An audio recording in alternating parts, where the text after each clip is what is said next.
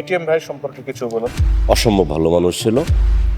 ওনাকে যখন আমি প্রথম বললাম যে এটিএম ভাই, যেহেতু আপনি আমার ছবির সেন্ট্রাল ক্যারেক্টার, এটা ডায়লগগুলো আপনাকে কারেকশন করতে হবে। উনি আমাকে বললো যে করতে পারে, একটা শর্ত আছে। কি শর্ত? আমাকে টাকা দিতে পারবেন না। আমি সেটা কেমন কথা, আপনাকে টাকা দিতে পারবো না?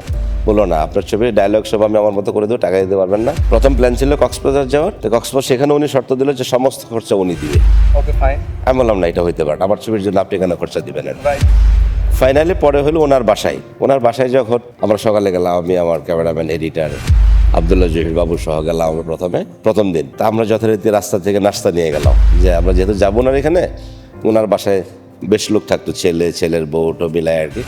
তো ওনাদের 15-20 জন ধরে আমাদের সব 25-30 জন নাস্তা নিয়ে গেলাম আর কি। তো আমরা ঢোকার 5 মিনিট পরে আমাদের জন্য নাস্তা আসলো, পুরান ঢাকার নাস্তা, তেহারি নেহারি। আমার নিজের কাছে খুব লজ্জা লাগলো যে এটিএম ভাইকে আমার নাস্তাটা ফেলে দিল, নাকি খাইলই না। যে আচ্ছা, উনি আমাদেরকে সবাইকে একদম পুরান ঢাকার নাস্তা খাওয়াইলো।